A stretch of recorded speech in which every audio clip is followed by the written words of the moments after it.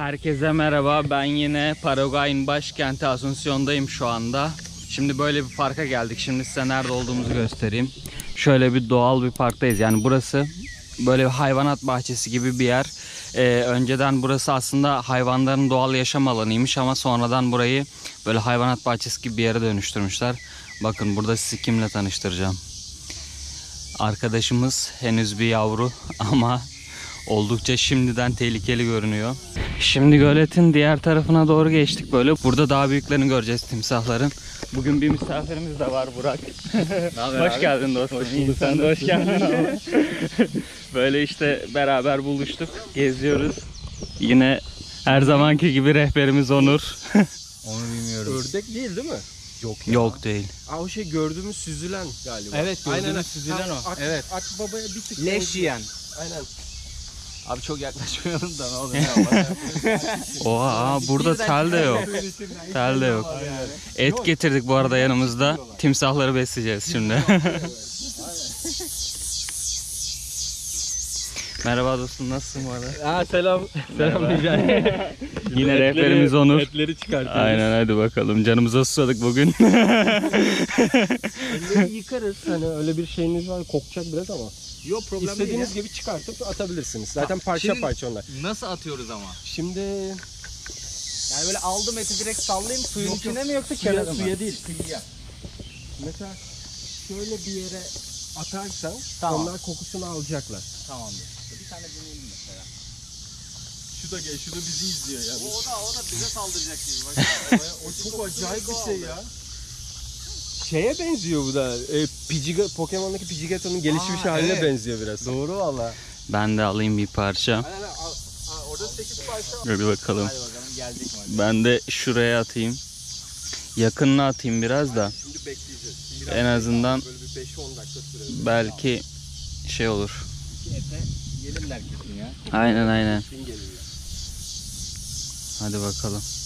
Şimdi şurada bir tane timsah olduğundan şüpheleniyoruz. Eti şu kıyıya atmaya çalıştık ama suya gitti. Fazla gitti ya. Suya gitti. Suyun içinde de alıyorlardır ama kokusunu. Alıyor illaki tabii. ya. Hareketlenir belki. Bakalım bir. Ya şurada baloncuklar gördüm ben. Az önceki burun gitti değil mi? Şurada bir tane Gitti. timsah burnu gibi bir şey var. Timsah, evet. Timsahtı büyük ihtimal. Gitti. Annesine haber. Diğer et nerede bu arada? Şuralarda bir yerde olması lazım. Normalde hemen çıkıyorlar ya. Şurada bekle. Timsah şey, aşağıya. Aa, oo. Timsah. Bana bayağı sopa salladı. Mızrak. Oynayın lan. Bu arada aşırı sinek var burada. Abi sinekler. Sürekli kaşınıyoruz yani. Harbi böyleyiz ya. Aynen. Sürekli bir oyun halindeyiz. Apache dansı yapıyoruz sürekli. Sabahtan beri burada. Zararsız. Aa, orada bir tane yavru değil mi o?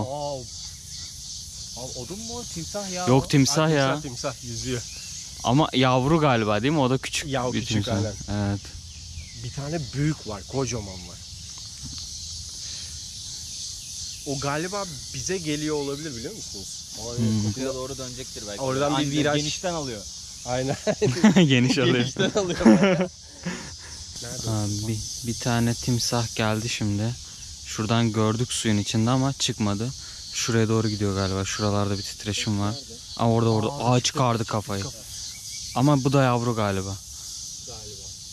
Şuradan gelen timsah bu büyük ihtimalle. Şu an bizi gözetliyor. Şu kıyıya bir tane atalım mı? Bizim ama geri girdi. Aynen, girdi. geri girdi. Attığımız ete bakıyordu herhalde. Risk analizi yapıyor. Sen bunlar bana zarar verir. Aynen. Şurada bir tane daha demin yüzüyordu da uzaktaydı. Bence bu olabilir o. Oradan doğru Evet, dolanıp. oradan buraya Aynen, büyük genişten ihtimalle. alıp gelmiş. Aynen, geniş Nerede alır. o? Şurada girdi suyun içine. Şuraya atsak olur aslında. Tam nereye? Şuraya mı? Aynen, Aynen. şu hemen suyu değecek şekilde ama suya batmayacak şekilde. Vay, onu nasıl atacağım? Anam elimden düştü ya. Kaygan ya. Hadi bakalım.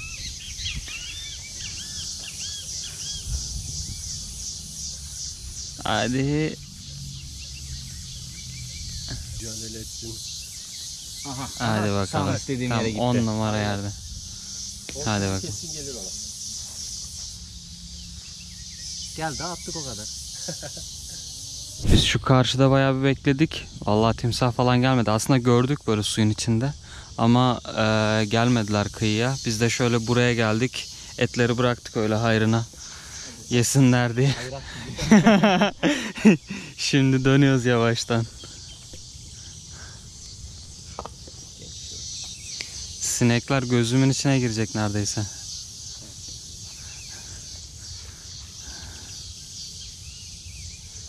Her yolda iniyoruz. Ama sanki şurada şey oldu gibi ya, böyle bir şey kıpırdadı gibi geldi bana. Şurada değil mi?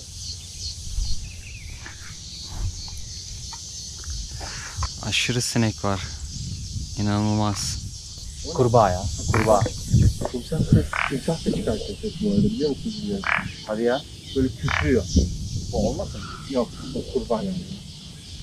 Kurbağaya benziyor ama çok net bir kurbağa yemem sanki. Şimdi böyle Costanera denen bölgeye geldik şeyde, Asunción'un merkezinde. Burada böyle yol kenarındaki bir alanda bizim Türk Büyükelçiliği bir orman yapmış. Oh maşallah, yıkanıyoruz, duş alıyoruz burada. Nereden geliyorsun? İşte oraya geldik. Burada diyor ki şey diyor, Türkiye Uruguay dostluk ormanı diyor. Böyle burayı da bir ziyaret edelim dedik geçerken. Orman olacak yani. Evet, yine ıslandık. Böyle bir yer. Şöyle gösterelim. Türkiye yani bayağı 2-3 yıl oldu galiba bunu yapalı. Türkiye Paraguay dostluk ormanı. Bir de şu an ilişkilerimiz falan bayağı iyi Paraguay'la. Anladım. Ticari ilişkilerimiz iyi. Evet, O yüzden böyle bir jeste bulundular. anladım. Şurası da favela, yine bakalım mı? Türk bayrağı neredeydi? Ne? Bir Türk bayrağı var. Ha şeyde, tabelada, anladım. Tabela da var. Bir Anladım. Ben de böyle asmışlar sandım. Türk Tamam. bayrağı asmadılar galiba. Tamam. Türk bayrağı göremedim. Ama Tamam. şu iyi serinledik ya. Aynen. Eyvallah, duş aldık. Yanlışlıkla Şuradan çıkasım gelmedi. duş aldık. Hayır, burası da favela. Chacarita mı diyorlar? Chacarita. Önceki videoda göstermiştik. Şimdi tekrar şöyle gösterelim, burada böyle. Gitmek ister misiniz? Hemen burada favela var. Ya içinde değil. Bir telefonu falan bırakıp gelelim. Hala her şeyi pantolonları da bırakmak lazım. Pantolon. Geçen ben sana anlatmıştım galiba. Bir tane adamın yanında para yokmuş. Pantolonunu, tişörtünü, ayakkabısını, her şeyini almışlar. Bir tek boxer'la bırakmış. Herkese tekrardan merhaba. Videoya başladığımız günün üstünden bayağı bir zaman geçti aslında. Burak da ayrıldı, yoluna devam ediyor. Bu arada size biraz Burak'tan bahsedeyim. Şimdi o gün biz beraber daha fazla vakit geçiririz, nasıl olsa konuşuruz diye düşündüğüm için biraz Burak'tan bahsetmemiştim. Zaten beni izleyen çok kişi tanıyordur. Yaklaşık 100.000'e yakın abonesi olan büyük bir YouTube kanalı var ve uzun zamandır dünyayı geziyor. Onun da YouTube kanalının linkini böyle açıklama kısmına, yorumlara falan bırakırım. Tanımayanlarınız varsa abone olabilirsiniz burada. Çok tanıdığım için çok memnun oldum. Çok karakteri düzgün, çok güzel bir insan. Videolarını takip edebilirsiniz. Burak yoluna devam etti. Biz de bugün Onur'la tekrardan buluşacağız. Onur'la biliyorsunuz ben Paraguay'a ilk geldiğimde zaten beraber bir video çekmiştik. O gün Burak'la beraberken de Onur da videodaydı. Şimdi Onur'la tekrar buluşacağız, bir şeyler yapacağız. Şu anda ben otobüs bekliyorum. Bir AVM'de buluşacağız. Böyle şehrin modern merkezinde. Şu anda Old Town'undayım ben. Otobüs bekliyorum. Otobüste AVM'ye geçeceğim, orada Onur'la buluşacağız. Sonra da Onur'la beraber bugün vakit geçireceğiz. Şimdi size Paraguay ile ilgili anlatmak istediğim bir şey var. Şimdi özellikle benim gözlemim şu. Paraguay'da mesela Arjantin ve Uruguay ile ilgili en önemli fark şöyle. Aslında birçok şey benzer ama burada insanlar bir tık daha geleneksel bir toplum. Biraz daha dindar bir toplum. Özellikle araçların üzerlerinde falan çok fazla böyle haç işareti, Jesus yazıları falan, bu tarz şeyler var. İnsanlar çok daha dindar, çok daha geleneksel. Bir de sistem bir tık daha geri kalmış burada diğer ülkelere göre. Neden? Çünkü uzun süreler böyle diktatörlükle yönetilmişler, kapalı kalmışlar dünyaya karşı. Sanırım galiba böyle yurt dışına çıkmanın falan yasak olduğu dönemler geçirmişler. O yüzden sistem bir tık daha geri. Mesela bunun en güzel örneklerinden birini göstereceğim size. Toplu taşıma sistemi. Şimdi bir kere mesela benim gittiğim çoğu yerde, çoğu şehirde, Uruguay'da ve Arjantin'de şöyle bir sistem var. Hatta dünyanın çoğu yerinde var bu. Toplu taşıma sistemini Google Maps'ten görebiliyorsunuz. Mesela bir yere yol tarifi yapıyorsunuz. Orada işte toplu taşımayı seçtiğiniz zaman size bütün seçenekleri önünüzde sunuyor. Bir kere burada öyle bir sistem yok. Google'a ülkenin başkentindeki toplu taşıma sistemini Google'a yüklememişler ve bunun için ayrı bir uygulama indirdim ben. O uygulamadan takip ediyorum. Bu sefer de başıma şöyle bir sıkıntı geliyor. Mesela şimdi buraya geldim. Burayı haritada durak olarak gösteriyor, tamam mı? Ama mesela durak olduğuna dair hiçbir tabela falan hiçbir şey yok. KFC reklamı var burada. Şu dükkana geldim. Hep ama bu sürekli başıma geliyor. Sadece bugün burada olan bir şey değil yani. Sürekli böyle oluyor. Mesela şu dükkana soruyorum veya yolda etrafta gelen geçene soruyorum. Az önce bu dükkana sordum. Diyorum ki ya ben şu otobüse bineceğim, şu yöne gideceğim. Diyorum durak nerede? Ya adam mesela şey demiyor, durak şurası demiyor. Diyor ki bekle burada diyor. Ya kardeşim durak burası mı değil mi? Bekle burada diyor. Bekliyorum, otobüse el yapıyorum. Şimdiye kadar da bu arada otobüse nerede el yaparsam yapayım otobüsler durdu. Galiba burada durak diye bir şey yok. Rastgele bir yerde elini kaldırıyorsun ve otobüs duruyor. Tamam mı? Şimdi bazen de şey oluyor, elimi kaldırıyorum, bana selektör yapıyor. Durayım mı harbiden, bineceğim mi diye. Evet duracağım diyor, evet bineceğim diye elimi kaldırıyorum, duruyor. Şimdi otobüsün içini de birazdan size binerken göstereyim. Otobüsün içi de biraz değişik. Yani biraz Paraguay açıkçası böyle kültür açısından falan birçok şey açısından çok farklı bir yer. Diğer Uruguay ve Arjantin'e göre insanı inanılmaz iyi bak. İnanılmaz cana yakınlar, çok misafirperverler. Ama bu sistem, özellikle toplu taşıma sistemi beni çileden çıkarıyor bazen. Ne yalan söyleyeyim yani. Şimdi otobüs gelsin, size biraz otobüsün içini ve otobüsün içindeki sistemi de anlatayım. Şaşıracaksınız yani. Burada bu arada otobüsler de böyle bayağı bir... Ya bunlar yine yeni olanlar ama böyle old school otobüsler var. Fotoğraflarını koyarım şimdi bu videonun üzerine ya da bir yerde de çeker gösteririm zaten. Böyle değişik ya, görmeniz lazım. Birazdan bineceğim otobüsün içinde göstereceğim zaten. Geliyor otobüs. Bak elimi kaldırdım. Durdu. Hola, buenas. Pasa por Shopping del Sol, no? Bueno, gracias. Şimdi abi şuraya okutuyorsunuz.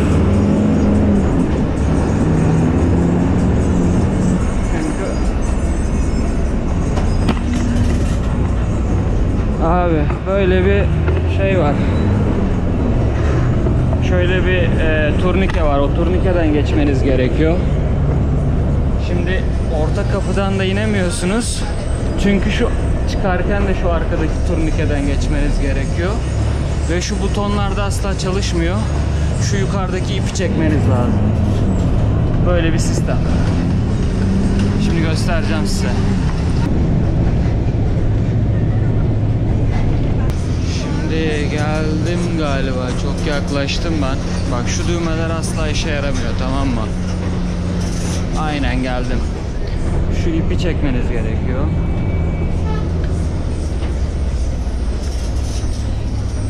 Şurada normalde turnike var. Oradan geçmeniz gerekiyor ama bu turnike bozulmuş.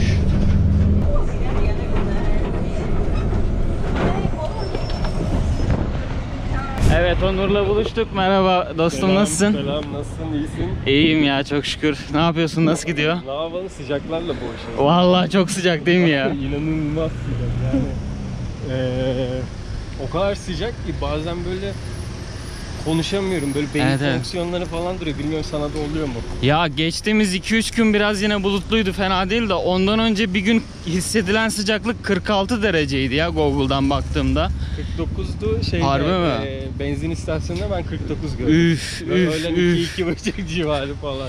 Ya bir şey diyeyim mi? Mesela hostelde oturuyorum. Hostele geçtim bu arada. Onu da anlatacağım bir ara. Bir hostelde gönüllülük yapıyorum ben burada. Şimdi onu da anlatayım hatta aradan tutun şöyle. Şimdi ben burada bir tane, biliyorsunuz önceki videoda izlediniz, bir tane Couchsurfing evinde kalıyordum. Sonra burada biraz kalmaya karar verdim. Çünkü hem böyle biraz dediğim gibi iş fırsatlarını kovalamak istedim. Bir yerde bir geçici bir iş bulurum belki diye düşündüm. Hem de burası biraz farklı geldi bana Arjantin'e ve Uruguay'a göre. Dedim biraz kalayım burada. Sonra işte gönüllülük bakmaya başladım. Booking'den hostellere baktım. Bir tanesi çok hoşuma gitti. Acaba dedim burada gönüllülük yapabilir miyim? Sonra direkt mail atacaktım. Mesaj atacaktım daha doğrusu Instagram'dan ve WhatsApp'tan. Sonra dedim bir de Workaway'e bakayım. Hangi ilanlar var? Tam da benim o beğendiğim hostelin ilanı varmış Workaway'de. Ben de direkt WhatsApp'tan ve Instagram'dan mesajı gönderdim. Onlar da kabul ettiler ama dediler ki aralığın 9'una kadar beklemen lazım. Aralığın 9'unda başlatabiliriz dediler. Sonra ben de bunu anlattım evinde kaldığım arkadaşa. O da direkt bana hani ben hiç sormadan istediğin kadar kal dedi. Tam 14 gün falan onun evinde kaldım ben. Sonra da hostele geçtim. Bayağıdır da yani 14-15 gündür de hostelde çalışıyorum. Bak bir ay olmuş ben buraya Bir aydır aynen para. Vallahi bir ay olmuş buraya geleli ya. Neyse işte o kaldığım hostel, gönüllülük yaptığım hostel çok güzel bir yer. İnanılmaz seviyorum ortamını falan, her şeyini. Sürekli de edit yapıyorum. Bütün vaktimi edite ayırıyorum. Boş vakitlerimi. Bir de arada bir böyle gezmeye çıkıyoruz işte. Çekim falan da yapıyoruz. İşte hostelde oturuyorum mesela, edit yapıyorum. Yahu vücudumdan sürekli ter akıyor ya. Sürekli otururken yani. Ve artık bazen terlemekten şu göz kapaklarım falan sızlıyor. Böyle tuzdan. Ensem pişik oluyor ya. Anlatamam yani. Öyle bir sıcak yok yani. Abi enseyi pişiği geçtim.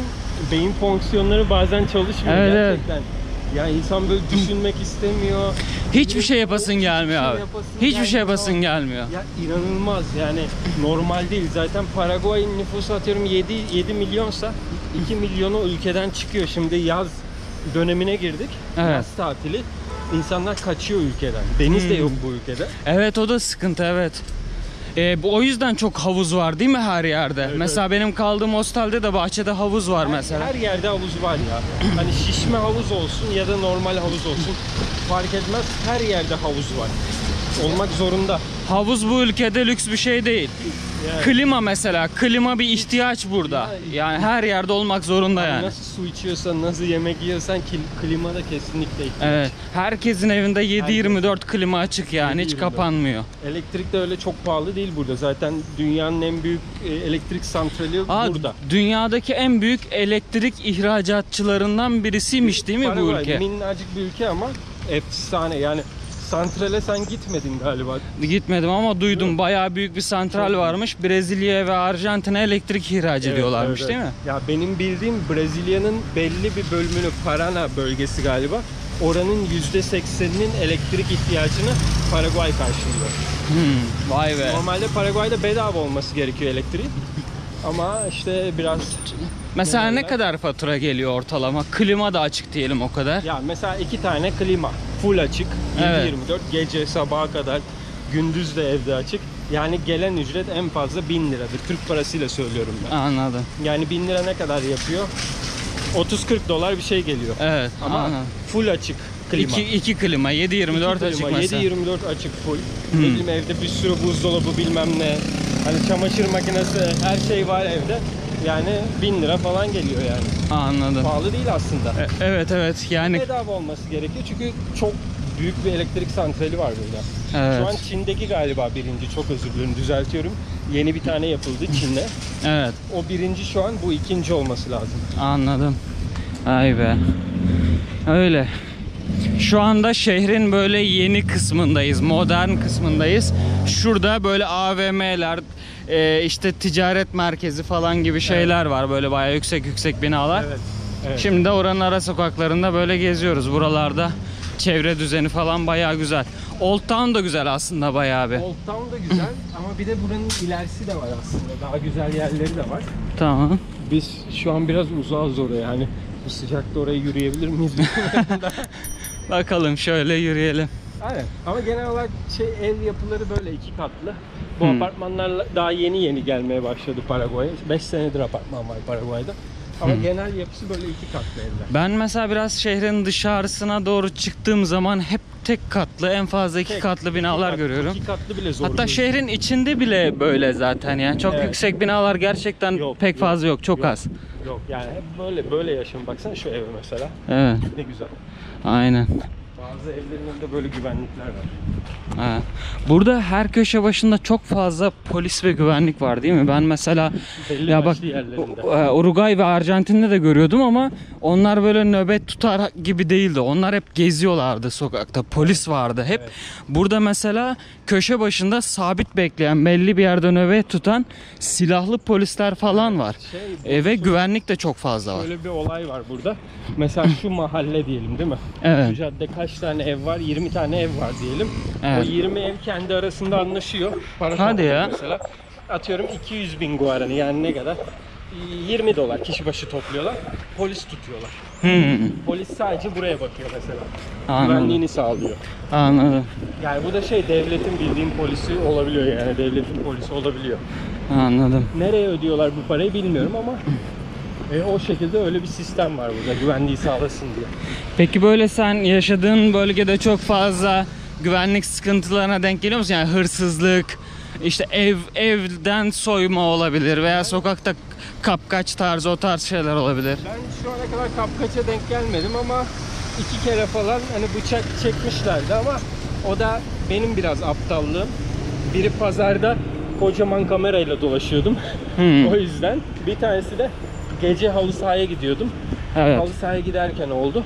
Yani çok dikkatli olursan Latin Amerika'nın en güvenli ülkesi burası diyebiliriz yani. Peki böyle burada genel olarak burada yaşamaktan mutlu musun? Mesela buradaki yaşantıyla ilgili zor tarafları neler, güzellikleri neler? Güzellikleri şu, çok sakin bir ülke burası. Evet. İnsan sayısı az. Trafik saatinde dışarı çıkmıyorsan tabii. İnsanlar da çok cana yakın burada değil mi? İnsanlar, Misafirperverler yani. Misafirperverler, cana yakınlar, hani paylaşımcılar. Özellikle bir içki sofrası varsa acayip paylaşmayı, hani elini cebine attırmazlar yani. Evet. Öyle. Mesela ilk kez Güney Amerika'da, Brezilya'da da biraz insanlar bir tık misafirperverdi ama böyle hesap ödeme konusunda galiba orada da biraz herkes kendi hesabını öder. 50-50 durumu var. İlk kez bir Güney Amerika ülkesinde misafirine hesap ödettirmeme çabasını ben burada gördüm mesela. Yani hani burada herkes değil ama belli bir kısım evet. Yani Evet, sana evet. ödettirmez misafirsen vesaire. Yani ben mutlu muyum burada açıkçası? Yani çok mutlu Değil. diyemem. Hani ailemle mutluyum. O Evet. ayrı ama ülkenin yaşam standartları olarak çok mutlu değilim. Çünkü hani Türkiye'de oyunculuk yapıyordum. Burada o tarz bir şey yapamıyorum. Çok fazla sosyaldim ben Türkiye'deyken. Şimdi bakalım belki gideriz yine Türkiye'ye yani. Öyle bir Burada ne düşüncemiz iş var. yapıyorsun peki? Burada araba al sat. Anladım. O kadar yani. Anladım. Başka bir şey yapmıyoruz. Araba al sat.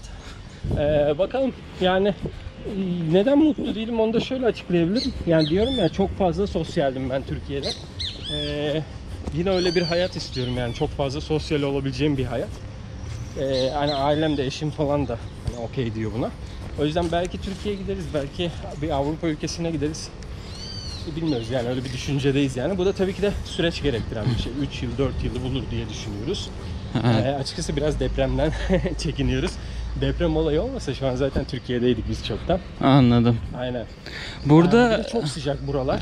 evet o da çok zor Bir de ya ben gerçekten. şöyle yani böyle dışarı çıkıp böyle ne bileyim elimde telefon, kulaklık falan böyle Evet, rahat yürümek istiyorum. Yani Evet. öyle bir ortam istiyorum ben. Hani her ne kadar burası diğer Latin Amerika ülkelerine göre güvenli olsa da yine de öyle rahat yürüyebileceğim bir ülke değil yani. Ben de mesela normalde yani normal yürüyeceğim zaman sokakta çok rahat yürüyorum. Hatta buraların barriyolarına, sıkıntılı mahallelerine bile elimde kamera, telefon yokken rahatça aslında gidiyorum. Başıma da pek bir şey gelmedi şimdiye kadar ama ya Uruguay'da yaşadığım bir soygun dışında ki o da zaten yine aynı benim dikkatsizliğimden kaynaklandı biraz da.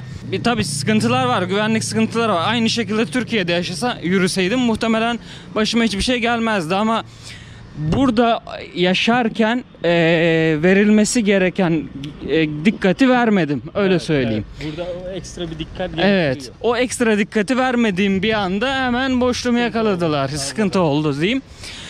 Ama mesela böyle elimde kamera, telefon yokken rahatça her yerde yürüyorum ama kamera varken, çekim yaparken sürekli bir çevreyi kolaçan etmek gerekiyor. Çünkü kamera çok dikkat çekiyor. İnsanlar çok bakıyorlar. Evet, evet.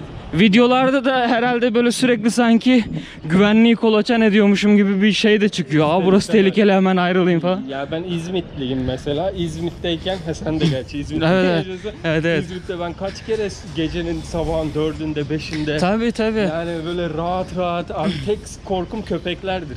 İzmit'in köpekleri Evet. biliyorsun. Hani oydu, onun dışında hani bir sıkıntı yoktu. Daha 2 yıl önce Türkiye'ye gittiğimizde bile buranın etkileri bende vardı. Yani Ben mesela güvenli ama sağıma soluma bakıyorum. Ha- Sürekli işte bir sıkıntı olacak mı diye düşünüyorum. Psikolojik. ben 30 yıl ya son 1 yıldır yurt dışındayım. 31 yaşındayım mesela. 30 yıllık yaşantımda Türkiye'de hiçbir zaman sokakta telefonumu elime çıkarırken, elimde alırken, ne bileyim kamerayla dolaşırken, en değerli eşyamı bile sergilerken hiçbir şekilde, ki altın takı takabilirsiniz Türkiye'de falan. Hiçbir zaman böyle bir yerde bir kapkaça, bir soyguna uğrar mıyım diye düşünmezsin mesela. Evet, yok. Ama buralarda biraz şey. Ama mesela Türkiye'de de şöyle bir olay var. Çok sebepsiz şeylerden kavga da çıkabiliyor. Bunları Hayır. arkadaşlarıma çok anlatmakta zorlanıyorum. Diyorlar ki Türkiye tehlikeli mi? Bak diyorum, buradaki gibi böyle yok, telefonunu çıkarma, kameranı gösterme, öyle bir şey yok. Ama trafikte de kimseyle dalaşmayacaksın. Aynen. Yani market sırasına dikkat edeceksin. Aynen. Yani kasiyersen hele çok büyük tehdit altındasın. Yani sıra niye ilerlemiyor diye dayak yiyebilirsin falan. Ya toplum olarak biraz agresif. Ya Bak, evet. kötü anlamda söylemiyorum Evet. ama bu bir gerçek ya. Agresif bir toplum. Mesela yurt dışında ben bunu kendime kişisel gelişim alanı olarak belirledim, biliyor musun? Aha. Çünkü mesela şunu fark ettim. Hatta az önce bile sana da anlattım zaten. Otobüsle geliyorum, otobüs ilerlemiyor. Ben sinirleniyorum ilerledikçe. Ya sonra bakıyorum herkes çok sakin. Markette sıra bekliyorum, ilerlemiyor. Yeni bir kasa açmıyorlar, sinirleniyorum. Sonra kendi kendime diyorum ki Mücahit sakin ol, yurt dışındasın. Ya, burada insanlar sakinler. Sen de öyle ol. Aynen ya, burada sıfır ya. Hiçbir mesela bir bara gittiğinde, bir kafeye gittiğinde hiçbir şekilde kavga göremezsin. Evet. Ben 6 yıldır yurt dışındayım. Yalnız şu ev çok güzel değil miymiş ya? Harika. Müthişmiş ya. Efsane. Bak Vallahi. mesela güvenlik olayını şuradan değerlendir. Hiç şey yok yani. Evet, Ne evet. bir duvar var, ne bir şey Evet var. evet, müthiş. Vallahi Ama bu. sağ tarafına bak mesela, hapishane gibi. Evet çok değişik. Şey diyorduk, o stres olayı. Evet. Yani insanlar burada stres yok insanlarda yani. İnsanlar He. rahat. Bazen o rahatlık batıyor. Yani bizim Türkiye'den geldiğimiz için senin Evet, gibi evet. otobüste hani sen sinirleniyorsun, Evet, evet. giriyorsun. Ne yazık ki oluyor yani. Ya mesela geçen yurt dışına çıktığımdan beri, yani 1,5 neredeyse 2 sene yaklaştı. 19 aydır ben dünya turu yapıyorum. İlk kez bir markette bir müşterinin çalışanlardan ikinci bir kasa açmalarını istediklerini şahit oldum kasa sırasında markette. Ama çok kibar bir şekilde söyledi böyle. Dedi ki şu kasayı da açar mısınız? Sıra biraz hızlı ilerlesin dedi. Hemen ikinci bir kasa açtılar ve ilerlemeye başladı. Yani mesela bir sürü kişi tek bir sıra bekliyor. Tek bir kasayı bekliyor. Sıra ilerlemiyor. İkinci bir kasa açılmıyor. Ve Sadece kimse bir de kişi isyan etmiyor. Ben mesela şöyle söyleyeyim, ben ilk geldiğim yıllarda şeydim böyle yani, hani böyle ben bir de sakin bir insandır, niye açmıyorsunuz kasayı falan. Evet, evet. Bazen kötü bir şey yaptım ama şey oldu. Kardeş ne yapıyorsun? Ödüm patladı abi. Ama şimdi inanılmaz rahatım şu an yani. Hani seninle buluşmadan önce marketteydim, bilmiyorum, video atmıştım sana. Bak çocuk alkış yapıyor. Kapı burada tıklamak bir yerine zil alkış yok yapıyorlar ya. değil mi? Ya herkes alkışlıyor. Evet evet. Gerçekten. Şu eve bakar mısınız? Çok güzel.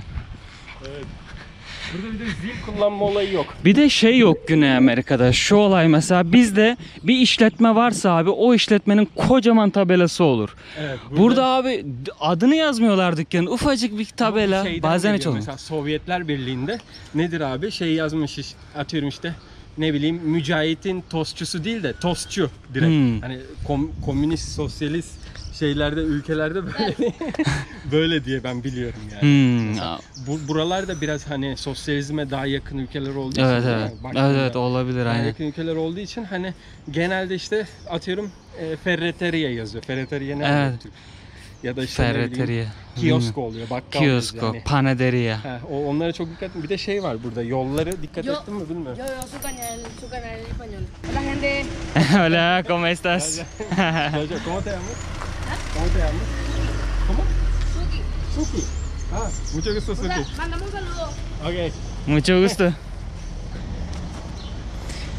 Bak şu olaya dikkat edin da kaldırımlar, her kaldırım burada farklı. Aa evet. Herkes kendi kaldırımını yapıyor burada, belediye yapmıyor. Mesela şu kaldırım farklı, o kaldırım farklı.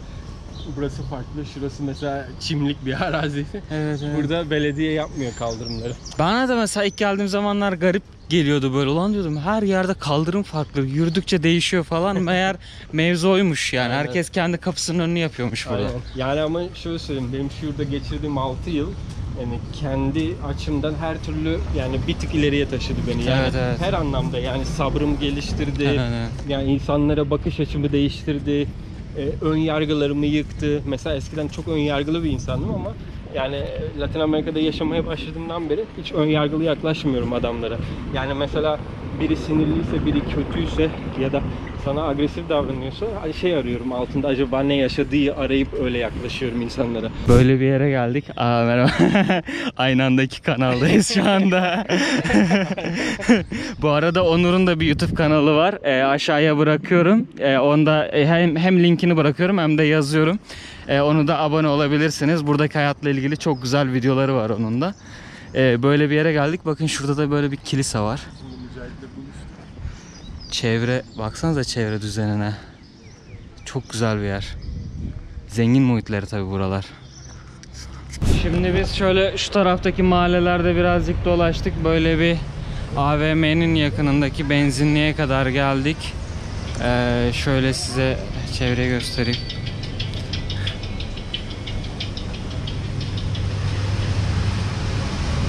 Şurada bir tane AVM var. Buranın böyle en ünlü, en büyük, en güzel AVM'lerinden bir tanesi. Dediğim gibi daha önce bir önceki videoda şehrin böyle tarihi kısmını gezmiştik. Şimdi de burası modern kısmı. Bu cadde üzerinde bir sürü AVM. Burası sanırım uluslararası ticaret merkezi şu kuleler. Ya da bir sonraki hemen arkasındaki kuleler de olabilir. Tam emin değilim. İleride bir tane daha çok büyük bir AVM var. Burası da bir AVM. Sanırım böyle şu taraflarda bir yerlerde de var. Bu çevrede birkaç tane daha AVM var yani.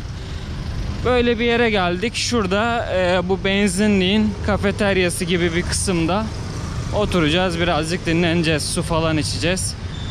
Şimdi burada market fiyatıyla bir şeyler alıp içebiliyoruz. Kafelere gitsek kafe fiyatı alacaklar bizden. O yüzden böyle ucuz yerlerde oturmayı tercih ediyoruz. Böyle. Burada böyle oturacağız biraz. Gerçekten ölüyorum ya. Değil mi? Çok sıcak değil mi? İnanılmaz normal. Burada yaşamamak için bir sebep benim için. Evet evet. Yani bu kadar sıcağı ben Valla yapamıyorum. kolay değil ya. Gerçekten kolay değil burada yaşamak böyle. Ya burası istediği kadar güvenli olsun mesela. Ben Evet, çıkıp evet. yine yürümem burada. Aynen, aynen. Yani yürüyemem, gördün. Ya gerçekten Güvenli ben yerlerde yürüdük ama mesela ölüyorum şu an. hostel bayağı merkezi bir yerde benim kaldığım yer. Mesela bir 10-15 dakika yürüyerek şehrin en merkezi yerine, Başkanlık Sarayı'na falan gidebiliyorum. Evet. Ve gerçekten gitmeye üşeniyorum yani. O kadar sıcak ki, o kadar sıcak ki yani hiç çıkasın gelmiyor. Ve bak bir şey söyleyeyim mi? Ta Haziran'a kadar böyle havalar. Yani Ta Haziran'a kadar. Mayıs'ın sonu, Haziran başına kadar böyle. Burada kış yaşanıyor mu hiç? Çok az. Yani 1-2 ay falan. O da nasıl biliyor musun? Yani mesela bir gün 10 derece ya. Evet. Ertesi gün 30 derece olabiliyor. Hadi ya. İnanılmaz dengesiz. Kışı bile Burası kış zaten değil yani. subtropikal iklime sahip. Evet. Yani kış yok burada, kar yok zaten. Yani burada mont olayı çok göremezsin. Yağmur çok oluyor herhalde. O da zaten sıcak havalarda. Mesela şu an yağışlı bir sezon galiba değil mi? Ama kaç gündür yağmıyor. Evet bayağıdır Yani da yağmıyor aslında yağmıyor. evet. Yok, Ama şu an- yağdı mı da tam yağıyor ya. Yağdı mı tam yağıyor da şu an mesela yaza girdi ya, artık yağış çok fazla olmaz. Şöyle olur. Atlattık diyelim. 15 gün çok sıcak olur. Evet. Mesela yağışlı bile gösterse yağmıyor. Ama atıyorum bir gün yağıyor, efsane yağıyor. Sonra yine çok sıcaklar oluyor yani. Anladım. Gerçi yağmurda bile çok sıcak oluyor. Anladım. Aynen yağmurda bile sıcak oluyor. Ya soğuk suyla duş alıyorum, oradan bile soğuk su akmıyor ya. Akmıyor sıcak. Allah, sıcak su Böyle bir akıyor. 10 saniye sıcak su akıyor. Evet evet, ya böyle diyorum ki hani şöyle buz gibi bir suyla yıkanayım rahatlayayım diye, o da olmuyor yani. Olmuyor abi, rahatlayamıyorsun. Abi borular sıcak yani. Evet, O evet. Geldiği yol sıcak su. Evet evet, inanılmaz. Sıcak. Öyle, bu videoyu yavaş yavaş bitirelim böyle. Bay bay. Buraya kadar izlediğiniz için çok teşekkür ederiz. Videoyu beğenerek, yorum yaparak, kanala abone olarak destek olursanız çok seviniriz. Bu arada katıl butonuyla da destek olabilirsiniz. Bir tane Buy Me a Cafe diye bir tane site var, biliyorsunuz. Birçok sosyal medya içerik üreticisi bu siteyi izleyicilerinden destek almak için kullanıyor. Böyle dünya turuma bir destek olmak istiyorsanız oradan da destek olabilirsiniz. Kendinize çok iyi bakın. Onur'un kanalına da abone olmayı unutmayın. Hoşçakal. Görüşürüz. Bay bay. Bay bay.